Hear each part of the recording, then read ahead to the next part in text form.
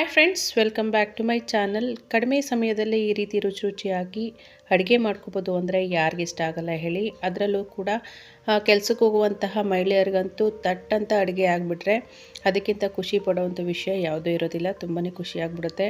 ಬೇಗನೆ ರುಚಿ ರುಚಿಯಾಗಿ ಅಡುಗೆ ಮಾಡ್ಕೋಬೋದು ಅಂದರೆ ಯಾರಿಗಿಷ್ಟ ಆಗಲ್ಲ. ಹಾಗೆಯೇ ಒಂದು ಸ್ವಲ್ಪ ಟೈಮ್ ಸಿಕ್ಕಿದಾಗ ಈ ರೀತಿ ಒಂದು ಪಲ್ಯದ ಪುಡಿನ ಮಾಡಿಟ್ಕೊಂಬಿಟ್ರೆ ಆಗೋಯ್ತು. 100ಕ್ಕಿಂತ ಹೆಚ್ಚು ರೆಸಿಪಿಗಳನ್ನ ಈ ಒಂದು ಪಲ್ಯದ ಪುಡಿ ಅಥವಾ ಗೊಜ್ಜಿನ ಪುಡಿಯನ್ನು ಬಳಸ್ಕೊಂಡು ಮಾಡ್ಕೋಬೋದು. ಈ ಒಂದು ಪಲ್ಯದ ಪುಡಿನ ರೆಸಿಪಿನ ನಾನು ಡಿಸ್ಕ್ರಿಪ್ಷನ್ ಬಾಕ್ಸಲ್ಲಿ ಲಿಂಕನ್ನು ಕೊಟ್ಟಿರ್ತೀನಿ ಫ್ರೆಂಡ್ಸ್, ಒಂದ್ಸಲ ಚೆಕ್ ಮಾಡ್ಕೊಳ್ಳಿ. ನಾನು ಇದೇ ಪಲ್ಯದ ಪುಡಿನ ಬಳಸ್ಕೊಂಡು ನಾನು ಬದನೆಕಾಯಿ ಎಣ್ಗಾಯನ್ನು ಮಾಡ್ಕೊಳ್ತಾ ಇದ್ದೀನಿ. ನೋಡಿ, ಪದ್ರವಾಗಿರೋದ ಚಪಾತಿನ ಚೆನ್ನಾಗಿ ಕಲಿಸ್ಕೊಂಡು ಮತ್ತು ಮಡಚಿ ಹರ್ಕೊಂಡ್ರೆ ನೋಡಿ ರೀತಿ ಪದ್ರವಾಗಿ ಬರುತ್ತೆ. ತುಂಬಾ ರುಚಿಯಾಗಿರುತ್ತೆ ಬದನೆಕಾಯಿ ಎಣ್ಗಾಯಿ ಜೊತೆ. ಅದರಲ್ಲೂ ಕಡಿಮೆ ಎಣ್ಣೆನ ಬಳಸ್ಕೊಂಡು ಈ ಒಂದು ಬದನೆಕಾಯಿ ಎಣ್ಗಾಯಿನ ಸಖತ್ತು ಟೇಸ್ಟಿಯಾಗಿ ಹೇಗೆ ಮಾಡ್ಕೊಳ್ಳೋದು ಅಂತ ನೋಡ್ಕೊಂಬರೋಣ. ತಿನ್ನುವಾಗ ಕಡಲೆ ಬೀಜದ ಪುಡಿ ಎಲ್ಲ ಸಿಗ್ತಾ ಇರುತ್ತೆ, ಸಕ್ಕತ್ತಾಗಿರುತ್ತೆ ಈ ಒಂದು ಬದನೆಕಾಯಿ ಎಣ್ಣೆಗಾಯಿ ಚಪಾತಿ ಜೊತೆಗೆ. ಅದರಲ್ಲೂ ಕೂಡ ಅಕ್ಕಿ ರೊಟ್ಟಿ ಕೂಡ ತುಂಬ ಚೆನ್ನಾಗಿರುತ್ತೆ. ನಾನೀಗ ಒಂದು 7ರಿಂದ 8 ಬದನೆಕಾಯಿ, ಮೀಡಿಯಮ್ ಸೈಜ್ ಬದನೆಕಾಯಿಗಳನ್ನ ಈ ರೀತಿ ಉದ್ದುದಕ್ಕೆ ಹಚ್ಚಿಟ್ಕೊಂಡಿದ್ದೀನಿ. ಬೇಕಿದ್ರೆ ನೀವು ಒಂದು ಬದನೆಕಾಯಲ್ಲಿ 4 ಭಾಗ ಮಾಡಿ ಬೇಕಿದ್ರೂ ಮಾಡ್ಕೊಬೋದು. ಈ ರೀತಿ ನೋಡ್ತಾ ಇದ್ದೀರಲ್ಲ, ಈ ರೀತಿ ನಾನು ಸ್ವಲ್ಪ ಅರಿಶಿನ ಪುಡಿ ಹಾಕ್ಕೊಂಡು ಮತ್ತು ಒಂದು ಸ್ವಲ್ಪ ಉಪ್ಪು ಹಾಕ್ಕೊಂಡು ನೀರಲ್ಲಿ ಚೆನ್ನಾಗಿ ತೊಳೆದಿಟ್ಕೊಂಡಿದ್ದೀನಿ. ಇದನ್ನು ಒಂದು ಕಡೆ ಪಕ್ಕಕ್ಕೆ ಇಟ್ಕೊಳ್ತಾ ಇದ್ದೀನಿ. ಹಾಗೆ ಒಂದು ಚಿಕ್ಕ ಮಿಕ್ಸಿ ಜಾರ್ಗೆ 1 ಕಪ್ ಆಗೋಷ್ಟು ಈರುಳ್ಳಿ ಹಾಗೆ 1 ಕಪ್ ಆಗೋಷ್ಟು ಟೊಮೆಟೊ ಹಾಕ್ಕೊಳ್ತಾ ಇದ್ದೀನಿ. ಇದನ್ನು ನೀರು ಹಾಕ್ಕೊಳ್ದಂಗೆ ರುಬ್ಕೋಬೇಕು. ನಾನು ಈ ಒಂದು ರೆಸಿಪಿನ ಸುಮಾರು 3 ಜನ ತಿನ್ನುವಷ್ಟು ಮಾಡ್ಕೊಳ್ತಾ ಇದ್ದೀನಿ ಫ್ರೆಂಡ್ಸ್. ಬೇಕಿದ್ರೆ ನೀವೇನೋ ಸ್ವಲ್ಪ ಇಂಗ್ರೀಡಿಯೆಂಟ್ಸ್ನ ಜಾಸ್ತಿ ಹಾಕೊಂಡು ಮಾಡ್ಕೋಬೋದು. ನಾನೀಗ 1 ಟೀ ಸ್ಪೂನ್ ಆಗೋಷ್ಟು ಕಾಶ್ಮೀರಿ ರೆಡ್ ಚಿಲ್ಲಿ ಪೌಡ್ರ್ ಹಾಕ್ಕೊಳ್ತಾ ಇದ್ದೀನಿ. ಕಲರ್ ಮತ್ತು ಖಾರ ತುಂಬ ಚೆನ್ನಾಗಿ ಬರುತ್ತೆ ಈ ರೀತಿ ಮಾಡ್ಕೊಳ್ಳೋದ್ರಿಂದ. ಇದನ್ನು ನೀರು ಹಾಕ್ಕೊಳ್ದಂಗೆ ಈ ರೀತಿ ನುಣ್ಣಗೆ ರುಬ್ಕೋಬೇಕು. ಟೊಮೆಟೊನಲ್ಲೇ ನೀರಿನ ಅಂಶ ಇರುತ್ತಲ್ಲ, ಅದಕ್ಕೋಸ್ಕರ ನಾನು ನೀರು ಹಾಕ್ಕೊಂಡಿಲ್ಲ. ನೀರೇನು ಹಾಕೊಳ್ಳೋ ಅವಶ್ಯಕತೆ ಇರೋದಿಲ್ಲ. ಈ ರೀತಿ ಚೆನ್ನಾಗಿ ನುಣ್ಣಗೆ ರುಬ್ಕೊಳ್ಳಿ. ನಾನೊಂದು ಪ್ಯಾನನ್ನು ಗ್ಯಾಸ್ ಸ್ಟವ್ ಮೇಲೆ ಇಟ್ಕೊಂಡಿದ್ದೀನಿ. ಪ್ಯಾನ್ ಬಿಸಿ ಆದಮೇಲೆ ಒಂದು 3 ಟೇಬಲ್ ಸ್ಪೂನ್ ಆಗೋಷ್ಟು ನಾನು ಎಣ್ಣೆ ಹಾಕ್ಕೊಂಡು, ಎಣ್ಣೆ ಬಿಸಿ ಆದಮೇಲೆ ಒಂದು ಅರ್ಧ ಟೀ ಸ್ಪೂನ್ ಆಗೋಷ್ಟು ಸಾಸಿವೆ ಹಾಕ್ಕೊಂಡು, ಸಾಸಿವೆ ಚೆನ್ನಾಗಿ ಸಿಡ್ದಾದ್ಮೇಲೆ ನಾನು ಈಗ ಫ್ಲೇಮನ್ನು ಸ್ವಲ್ಪ ಕಡಿಮೆ ಮಾಡ್ಕೊಳ್ತಾ ಇದ್ದೀನಿ. ಮೀಡಿಯಮ್ ಫ್ಲೇಮ್ಗೆ ಇಟ್ಕೊಂಡು ಬದನೆಕಾಯಿನ ಹಾಕೋಬೇಕಾಗುತ್ತೆ. ಬದನೆಕಾಯಲ್ಲಿ ಸ್ವಲ್ಪ ಎಣ್ಣೆ ಅಂಶ ಇರೋದ್ರಿಂದ ಸಿಡಿಯೋ ಸಂಭವ ಇರುತ್ತೆ. ಅದಕ್ಕೋಸ್ಕರ ಈ ರೀತಿ ನಾನು ಸ್ವಲ್ಪ ಕವರ್ ಮಾಡಿಕೊಂಡು ಒಂದು ಪ್ಲೇಟ್ ಅಥವಾ ಏನಾದರೂ ಒಂದು ವಸ್ತುನ ಕವರ್ ಮಾಡಿಕೊಂಡು ಈ ಒಂದು ಬದನೆಕಾಯಿಗಳನ್ನು ಎಣ್ಣೆಯಲ್ಲಿ 1 ನಿಮಿಷಗಳ ಕಾಲ ಬೇಯಿಸ್ಕೊಬೇಕು. ಎಣ್ಣೆ ಸಿಡಿಯುತ್ತಲ್ವ, ಅದಕ್ಕೋಸ್ಕರ. ಈಗ ಸ್ವಲ್ಪ ಫ್ಲೇಮನ್ನು ಜಾಸ್ತಿ ಮಾಡಿಕೊಂಡು ನಾನು ಇದನ್ನು ಒಂದು 2 ನಿಮಿಷಗಳ ಕಾಲ ಚೆನ್ನಾಗಿ ಮೀಡಿಯಮ್ ಫ್ಲೇಮಲ್ಲೇ ಕುಕ್ ಮಾಡ್ಕೊಳ್ತೀನಿ. ಈ ಬದನೆಕಾಯಿ ಎಣ್ಣೆಯಲ್ಲಿ ಬೆಂದ್ರೇ ತುಂಬ ಟೇಸ್ಟ್ ಬರುತ್ತೆ. ನೋಡಿ, ಒಂದು 70ರಿಂದ 80% ಅಷ್ಟು ಬೆಂದರೆ ಸಾಕು. ನೋಡ್ತಾ ಇದ್ದಾರಲ್ಲ ವಿಡಿಯೋದಲ್ಲಿ, ಈ ರೀತಿ ಒಂದು ಸ್ಪ್ಯಾಚುಲರ್ ಸಹಾಯದಿಂದ ನೋಡಿದ್ರೆ ಗೊತ್ತಾಗುತ್ತೆ. ಈ ರೀತಿ ಪ್ರೆಸ್ ಮಾಡಿದಾಗ ಸ್ವಲ್ಪ ಬೆಂದಿರಬೇಕು.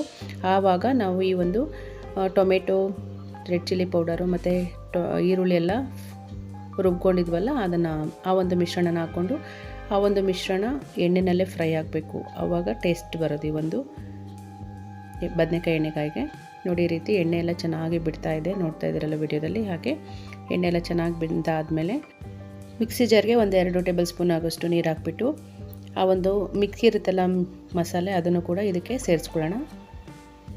ಇದನ್ನು ಕೂಡ ಒಂದು ಸ್ವಲ್ಪ ಹೊತ್ತು ಫ್ರೈ ಮಾಡ್ಕೋಬೇಕು. ಈ ರೀತಿ ಚೆನ್ನಾಗಿ ತಿರುಕೊಡಿ.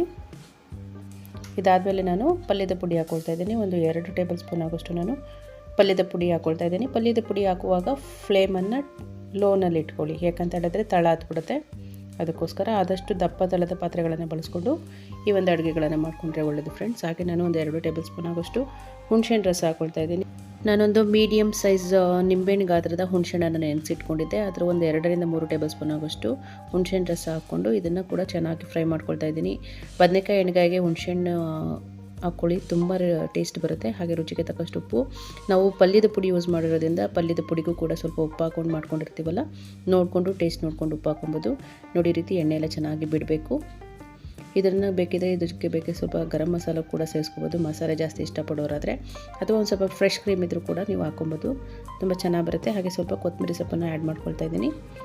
ಇದು ನಾಟಿ ಕೊತ್ತಂಬರಿ ಸೊಪ್ಪು, ತುಂಬ ಟೇಸ್ಟ್ ಬರುತ್ತೆ ಫ್ರೆಂಡ್ಸ್. ನೀವು ಇದ್ರ ಜೊತೆಗೆ ಅಕ್ಕಿ ರೊಟ್ಟಿ ಮಾತ್ರ ಸಕ್ಕತ್ತಾಗಿರುತ್ತೆ ಕಾಂಬಿನೇಷನ್ನು. ಚಪಾತಿ ಕೂಡ ತುಂಬಾ ಸಕ್ಕತ್ತಾಗಿರುತ್ತೆ. ಅಷ್ಟೇ ಅಲ್ಲ, ದೋಸೆ ಆಗ್ಬೋದು, ರೊಟ್ಟಿಗಳಾಗ್ಬೋದು, ಅಥವಾ ಏನು ಬೇಕಾದರೂ ಈ ಒಂದು ರೆಸಿಪಿ ಜೊತೆ ತಿನ್ಬೋದು. ಅನ್ನ ಜೊತೆ ಕೂಡ ಒಂದು ಸಲ ಮಿಕ್ಸ್ ಮಾಡ್ಕೊಂಡು ತಿನ್ನಿ, ಒಂಥರ ವಾಂಗಿಭಾತ್ ಇದ್ದಂಗೆ ಇರುತ್ತೆ, ಸಕ್ಕತ್ತಾಗಿರುತ್ತೆ ಟೇಸ್ಟು. ಈ ಒಂದು ಪಲ್ಯದ ಪುಡಿ ಆಗಿರೋದ್ರಿಂದ ಮಧ್ಯ ಈ ಒಂದು ಕಡಲೆ ಬೀಜ ಅದು ಎಳ್ಳು ಎಲ್ಲ ಸಿಗ್ತಾ ಇರುತ್ತಲ್ವ, ಸಕ್ಕತ್ತಾಗಿರುತ್ತೆ ಟೇಸ್ಟು. ಅತಿಯಾಗಿ ನುಣ್ಣಗೆ ಬೇಯಿಸ್ಕೊಳಕ್ಕೆ ಹೋಗ್ಬಿಟ್ಟು, ಇಷ್ಟ ಆದರೆ ಸಾಕು. ಬದನೆಕಾಯಿ ಕಾಣದೇ ಇರೋಂಗೆ ಬೇಯಿಸ್ಕೊಂಬಿಟ್ರೆ ಚೆನ್ನಾಗಿರಲ್ಲ. ನೋಡಿ ಪದ್ರವಾಗಿ ಚಪಾತಿ ಮಾಡ್ಕೊಂಡಿದ್ದೀನಿ ಒಂದು ಬದನೆಕಾಯಿ ಎಣ್ಣೆಗೆ. ಸಕ್ಕತ್ತಾಗಿರುತ್ತೆ ಫ್ರೆಂಡ್ಸ್. ಈ ಒಂದು ಸಲ ಮಾಡ್ಕೊಂಡು ನೋಡಿ. ಎಣ್ಣೆ ಕಡಿಮೆ ಪ್ರಮಾಣದಲ್ಲಿ ಬಳಸ್ಕೊಂಡು ಟೇಸ್ಟಿಯಾದಂಥ ಈ ಒಂದು ಪಲ್ಯನ ಮಾಡ್ಕೊಬೋದು.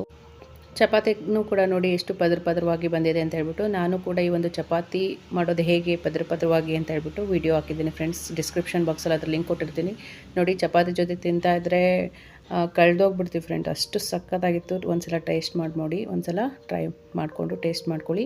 ಹಾಗೆಯೇ ಇವು 2 ಚಪಾತಿ ತಿನ್ನೋರು ಒಂದು 4 ಚಪಾತಿ ಅಂತೂ ಹಾಕ್ಸ್ಕೊಂಡು ತಿಂದ್ಬಿಡ್ತಾರೆ, ಅಷ್ಟು ಚೆನ್ನಾಗಿರುತ್ತೆ.